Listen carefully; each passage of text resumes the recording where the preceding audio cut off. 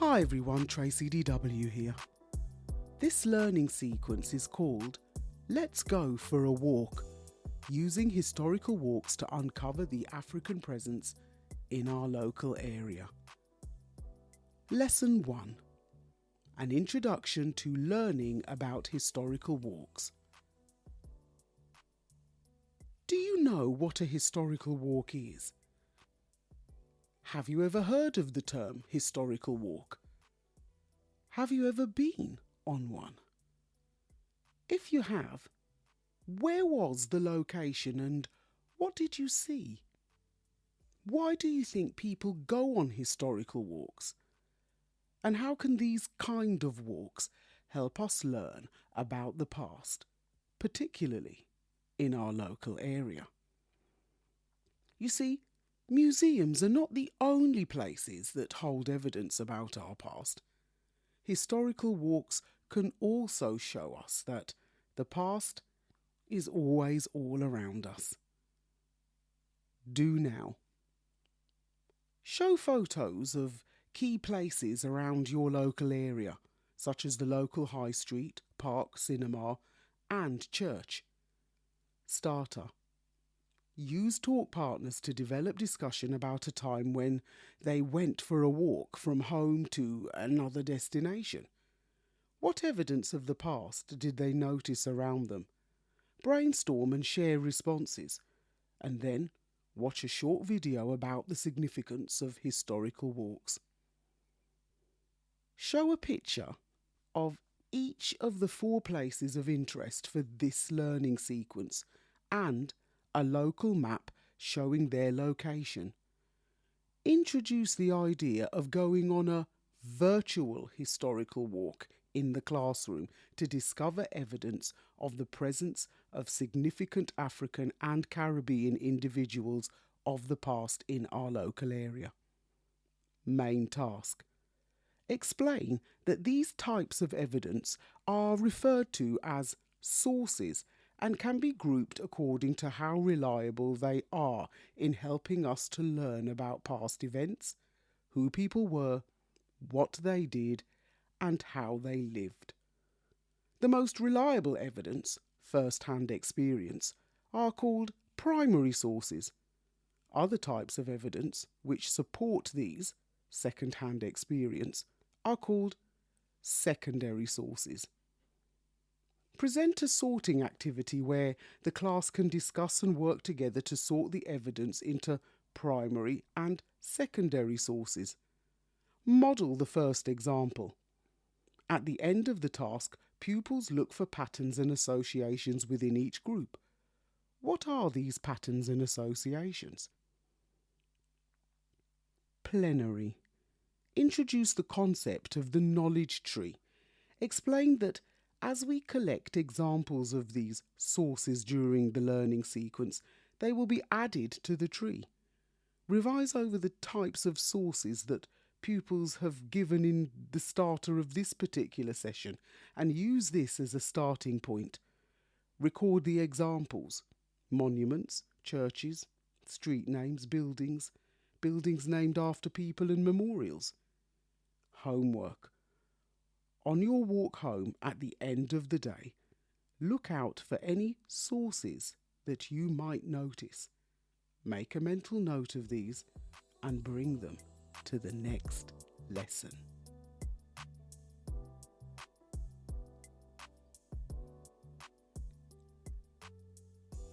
Lesson 2. St Augustine's Tower Churchyard, Mare Street, Hackney. Stop 1. Did you notice any sources on your way home yesterday?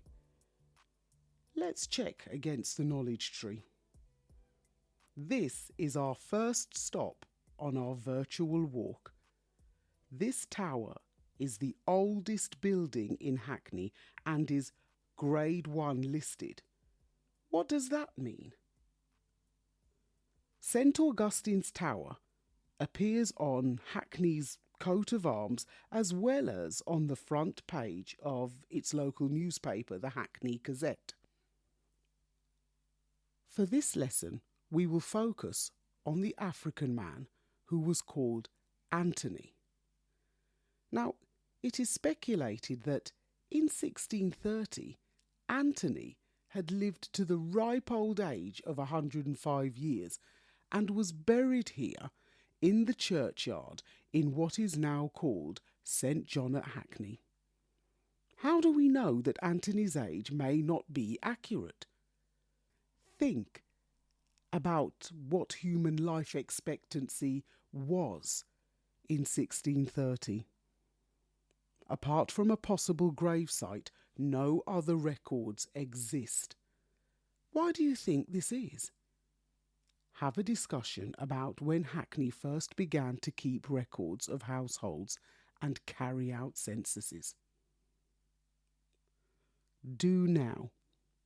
Locate the Middle Ages on a timeline and ask pupils if they have any prior knowledge in relation to topics that they have studied in relation to this time period, such as the Anglo-Saxons or Vikings or Tudors and Stuarts.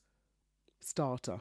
Discuss how the issue of a lack of documentation about Anthony presents a challenge to learning more about the presence of other ethnic groups in the local area who lived during this time period.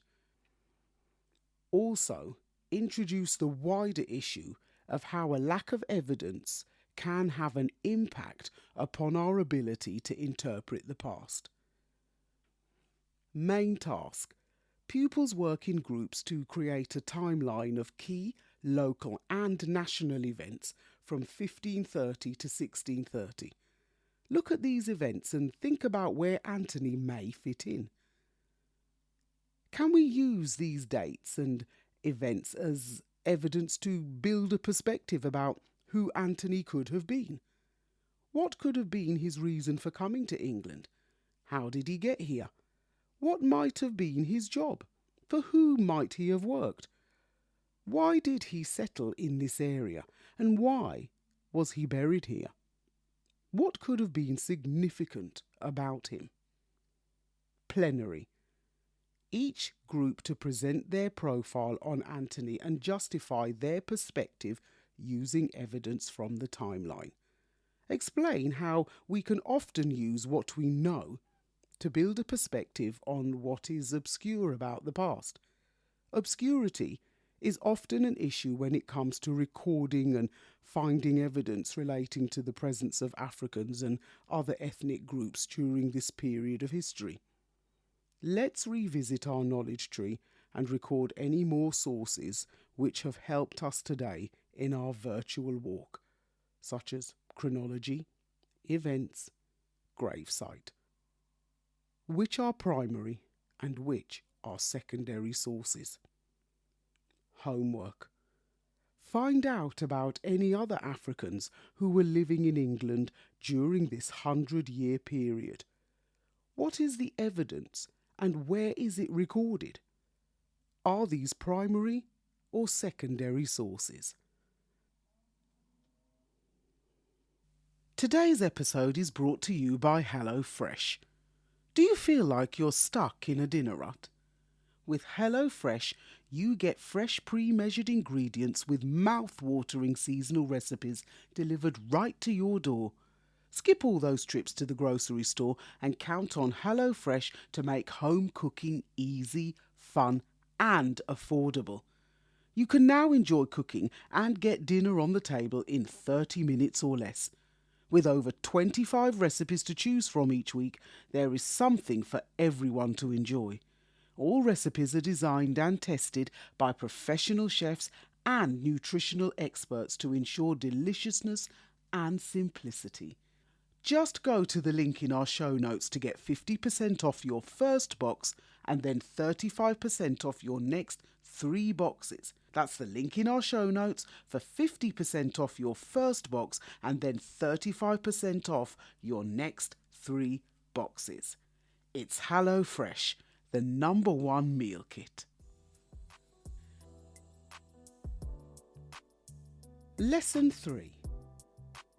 The CLR James Library, Dalston Square, Hackney.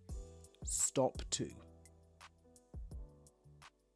Did you find out about any Africans who were living in England between 1530 and 1630? What sources did you discover? Let's check against our knowledge tree.